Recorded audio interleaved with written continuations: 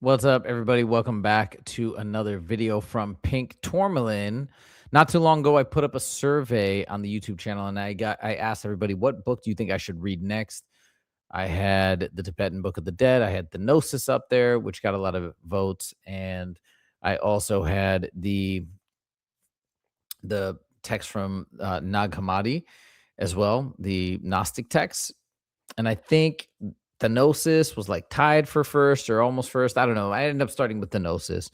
I've got the scriptures from Nag Hammadi. I haven't read them yet, but I wanted to crack open the Tibetan Book of the Dead. I don't know why, but I decided to crack this open. I'm about 1/8 of the way through, something like that. So I still have a ways to go, but I can't make just one summary video at the end. There's just too much information in there, and I'm having it's tough. It's a tricky read, and I hope I'm interpreting it right. I'm not a religious scholar. I just like to learn, and I'm just trying to learn in the most efficient way possible. So I'm just trying to read and understand from the exact text itself. And this doesn't mean I'm becoming a Buddhist. I was thinking about this the other day. I don't think, in a lot of ways, I think it makes sense to not ever say, well, okay, I've learned X, Y, and Z, and now I think I'm this religion. Because when you do that, I feel like, doesn't that de facto close the door on learning more and exploring more in a way? I mean, you would say, well, then now I'm accepting this as the truth, and I'm just gonna dive into maybe this particular scripture or text. But then you're sort of giving up and saying, all right, well, this is absolutely it. But how could it absolutely be it? Because there's always more to learn. So it sort of seems counterintuitive to ever just set your mind and say, I am now this particular religion, right? You get what I'm saying? And it's kind of it's obviously in opposition to the idea that certain religions say, in order to be saved or this or that, like, you have to submit and say you are one of us. Maybe that's the point of it, to try and get you to commit so you don't keep exploring or looking. I don't know. But anyways, yeah. So my point is this isn't me now being fully committed to Buddhism or the material contained herein. This is just part of my learning and my exploration process. And what I've done thus far in this first little chunk of the book that I've read is I just grabbed a bunch of excerpts that I thought were interesting and I wanted to share, and they resonated with me. And right now I'm on that kick of trying to understand what is going on this planet, and wondering if maybe it is some sort of a trap. Maybe if there is something to this idea of us being farmed for energy, of us being stuck in a reincarnation loop, a reincarnation trap. And so that's definitely coloring my like the types of excerpts that are speaking to me. So I just want to put that out there in full disclosure. And this is where I'm at right now in my journey. Who knows where I'll be in a few weeks or a month or 2 months. This is where I'm at right now. So anyways, without further ado, we're going to jump in and share some of these excerpts. And some of these excerpts too, I don't know, they feel wise to me. Like, I've read about like 10% of the Quran. I'll probably get back to that at some point. But if I'm like comparing and contrasting to the two books thus far, right? I'm very early in on the Quran. So I have a lot more to read there. But a lot of the excerpts here in this translation, they feel more like, a lot of the Quran from what I've read so far is a lot of like, hey, if you don't believe, you're gonna be tormented. It's about the fake believers and the real believers. Like, a lot of these types of statements over and over. It's almost like threats or scare tactics in a way, is what it feels like. Whereas this book, what I've read so far, it's more guidance, it's more wisdom, it's more teachings, and some interesting, like, very deep stuff. Whatever that's worth, it just it's resonating with me more. All right, so without further ado, let's get into some of these excerpts. Okay, now first we're getting into this section. Again, I'm very it's still like about 1/8 of the way through the book only, but one of the first sections is called the preliminary practice. These are little prayers that are said early in the morning. So I'll read. They gave this little context section, I think, from the editor to explain what they are. In its original Tibetan, this preliminary practice is beautifully written in verse in the monasteries and lay households of the practitioners of this cycle of teachings, it is usually sung melodically in the early morning before any other practice or activity is begun. Often the young monks sing the opening verses of this poem as they go about their morning duties. So I'm going to show you guys some of these interesting quotes. Okay, so check this out. How needing of compassion are those who are skillless, those who are tortured by ignorance and past actions, those who indulge in actions conducive to suffering, even though they desire happiness. Grant your blessing so that the obscuration of dissonant mental states and past actions may be purified. Okay, let's pause there, and then we're going to read the next paragraph in a second. So I'm trying to understand what this means. Those who are tortured by ignorance and past actions. So is that a reference to karma and a karmic debt, and your suffering is a result of that? Or is that a reference to the trappings of this idea of karma? Those who are tortured by ignorance and past actions. So is it saying that they're tortured by it, but there's not? It's by their own doing. It's by their own. From their own mind. I don't know. Even though they desire happiness, grant your blessings so that the obscuration of dissonant mental states and past actions may be purified. Again, are they saying purified by good deeds? Or are they saying purified by removing it from your mind, getting yourself out of these negative ruminations of things you did or didn't do at some point? Up for debate, not sure. How needing of compassion are the ignorant and the deluded, bound in this confining dungeon of egotistical attachment and the subject-object dichotomy, who, like wild game, are trapped in this snare time after time. Grant your blessings so that cyclic existence may be stirred to its depths. This definitely speaks to me in terms of the idea of the soul trap and the reincarnation loop. Let me read this again. And this is why people recommended this book to me, because it references and talks about these ideas that David Icke and others mentioned. How needing of compassion are the ignorant and the deluded, bound in this confining dungeon of egotistical attachment and the subject-object dichotomy, who, like wild game, are trapped in this snare time after time. Grant your blessing so that the cyclic existence may be stirred to its depths. I think what it means, right? So it can break the cycle, I think, is what it's saying. Fascinating. All right, this was a little chunk that I grabbed here. These are 4 immeasurable aspirations that are stated in verse. And I looked this up. This is an important piece, I guess, of Buddhism. But yeah, I just saw this little chunk, and may all sentient beings, all of us, be endowed with happiness. May they all be separated from suffering and its causes. Very nice, very beautiful. May they be endowed with joy, free from suffering. Okay. And that feels a little like the same thing as endowed with happiness. Not sure if there's a distinction in Buddhism or Buddhist culture between happiness and joy. May they abide in equanimity, free from attachment or aversion. Now, this is interesting that this word equanimity comes up. And again, I know this is a translation, but it's very interesting that this word comes up because the idea of equanimity is, I just learned this word recently from Elizabeth April. It's this concept of being totally calm and peaceful mentally, where you're feeling, let's say, for example, sensations in your body, but you're not reacting. You're feeling the wind blow, but you're not reacting. And it's interesting that they mention that we must abide in equanimity, because she talks about that being key for engaging in what's it called? Remote viewing. I'm sure the same goes for OBEs, astral projection, etc.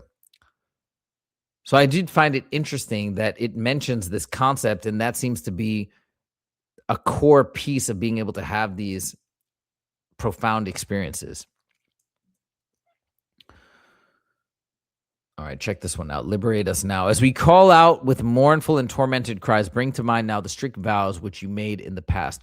Reveal your faces from the expanse of space, endowed with major and minor marks. Please guide all beings from this swamp of cyclic existence. Again, it's a calling to be removed from this reincarnation loop, is what it sounds like to me. Let your Brahma voice reverberate like 1,000 peals of thunder. Open wide the portals to the treasury of your Buddha mind. Open wide the portals to the treasury of your Buddha mind. Let your mind connect, I guess. Pour out the light rays of your discriminative awareness and compassion. Pour out the light rays of your discriminative awareness and compassion. Please guide all beings from the swamp of cyclic existence. Again, liberate now, without exception, all beings of this final era. So is that like calling out to source? Is that calling out to us? I'm not sure, but it feels like it's calling out to something as you're saying these words and these verses. Again, coming back to this idea of, I guess we are imprisoned. Okay. The next section is going to be an excerpt from something called the 6 intermediate states. It's going to be one of the verses. I highlighted I think the one on, the Bardo of life, which renounces laziness. So I'm just going to explain what they are because I had to look them up. It's a little bit hard to decipher them just when you read them in verse. But I looked them up, and I'll read one of them, and then I'm going to talk about another one that's, again, very important, I think, to this whole discussion of, are we in a reincarnation loop, a trap, that we are indeed the cyclic existence that we're trying to escape. So here are the 6 intermediate states in Buddhism. So we have the Bardo of life, which focuses on renouncing laziness to practice teachings as time is limited. So that seems to be the idea of, hey, if we are in some sort of predicament that we're trying to escape, we need to use every moment of this life to become aware, to grow our awareness so that we can eventually exit. Bardo of dream encourages recognizing dreams and maintaining awareness rather than wasting time in ignorant sleep. That's interesting too. Like dreaming and sleeping is also time well spent in this quest. Bardo of meditation urges overcoming distractions and stabilizing focus on pure appearance and awareness. Got to meditate, people. Been doing that pretty much every day. I maybe missed one day or something, but then I try, like, if I did, I would do it, but try to meditate in the morning. I think that's been going on for like over a month, 6 weeks. Bardo of dying focuses on letting go of attachment and recognizing the luminous, clear light at the moment of death. We're going to come back to that. Bardo of dharmata, the state of experiencing reality where one faces projections of mind as deities. It's interesting. And Bardo of becoming, the phase of rebirth where one is warned against fear and urged to recognize the illusory nature of the intermediate body. So is this the intermediate body? I'm not sure. Still a lot to learn. But let's talk about one of these in verse as it's stated in the actual Tibetan Book of Death. So this is, again, the Bardo of life. Alas, now, as the intermediate state of living arises before me, renouncing laziness for which there is no time in this life, I must enter the undistracted path of study, reflection, and meditation, taking perceptual experience in the nature of mind as the path. Perceptual experience in the nature of mind as the path. I must cultivate actualization of the 3 Buddha bodies. I'm not sure what those are, by the way. Now, having obtained a precious human body this one time, I do not have the luxury of remaining on a distracted path. Focus, not being lazy, spending time, I guess, study, reflecting, meditating, but for the purpose, it sounds like, of breaking out of this cyclic existence. All right, now let's focus a little bit more on the Bardo of dying, because this is where it ties into, I think, the lore of NDEs and the bright white light versus the luminous light. So this is very interesting.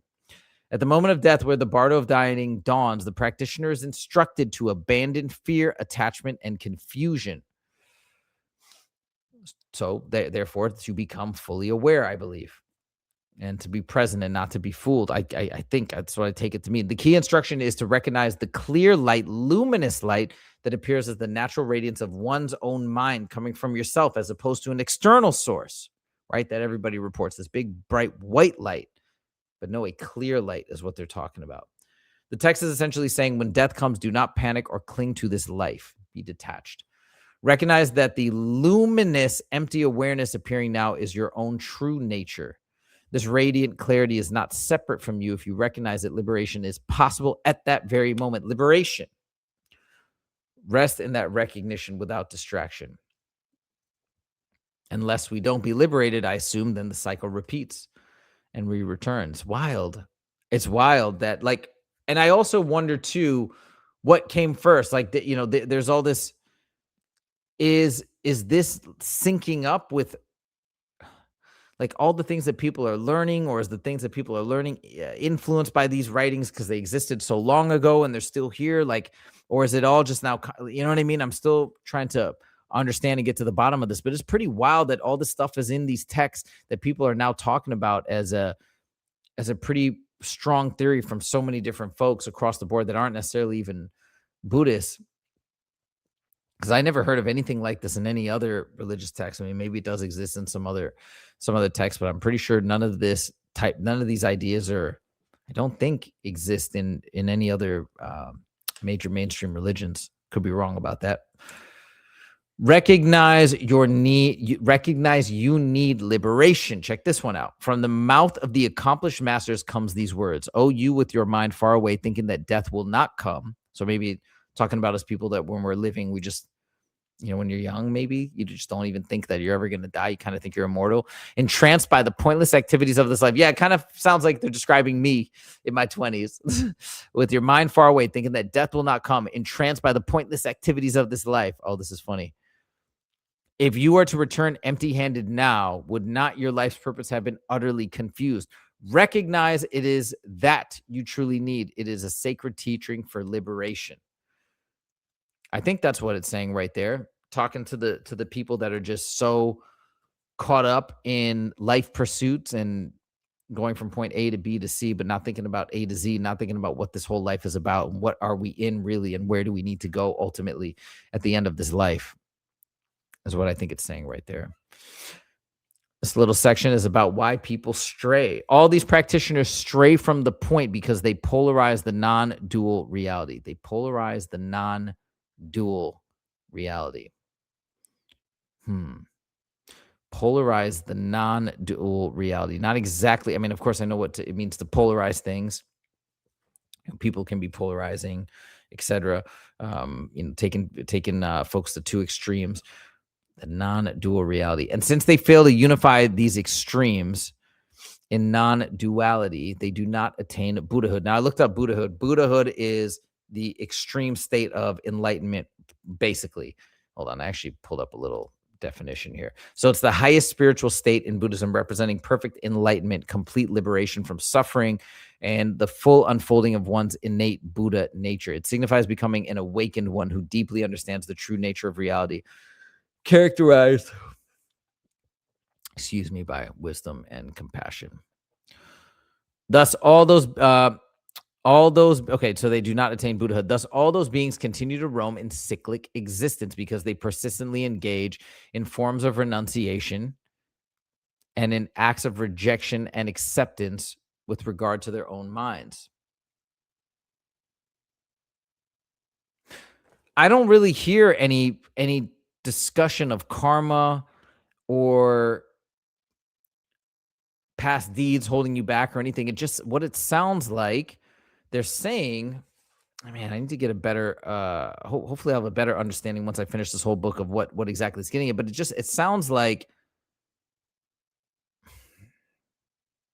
they're failing to unify these extremes and they do not attain Buddhahood. I mean, it just sounds like you stay stuck when you're distracted and when you're just going through and focusing on all the things on this planet, but not thinking big picture and not really going within, meditating, doing these types of things. So it's like by not awakening yourself, really not having to do with any sort of karmic load or anything like that, I think is what it's describing. And maybe you guys are out there like, yeah, duh, that's what Buddhism was all about. I'm still learning. So I'm not, sorry if I'm getting this wrong.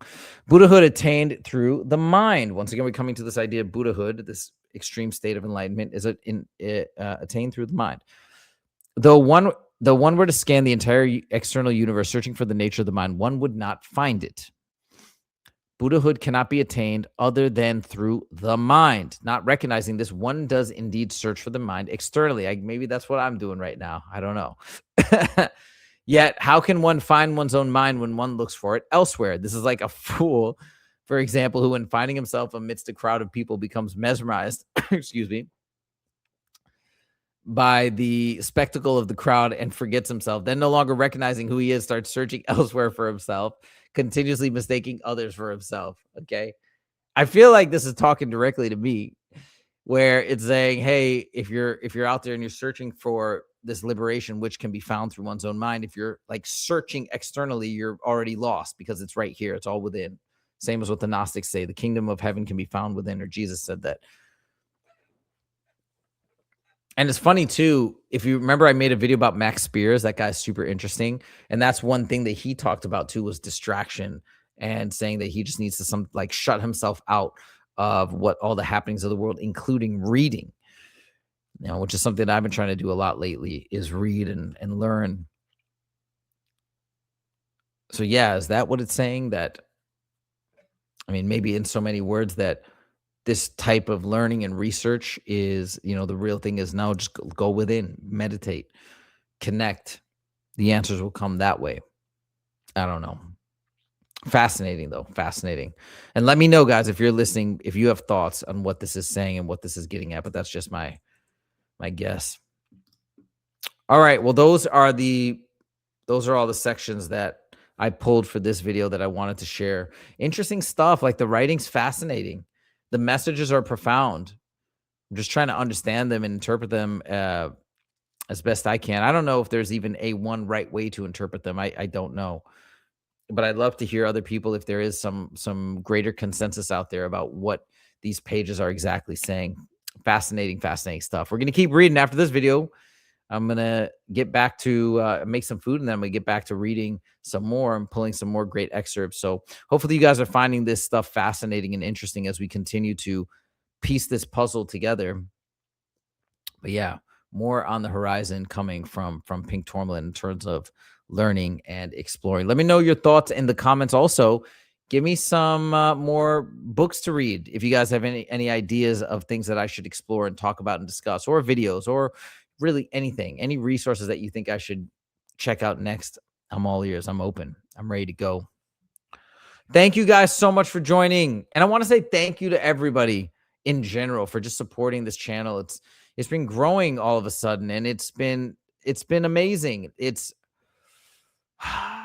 just, I really want to thank you guys so much, because I feel like me doing this now and finally being able to talk about this stuff and being able to learn, which is something I love to do, and being able to the best of my ability, explain stuff, at least as I'm coming across it, maybe so other people can also learn. Like, that's what I love to do. So I just feel like this channel is a beautiful amalgamation of so many things that I like to do, and so many things that I feel like I'm supposed to be doing in this life, that it's just been a beautiful experience. And that's amplified by everybody that is supporting, that is commenting, that is liking. Like, it's so cool.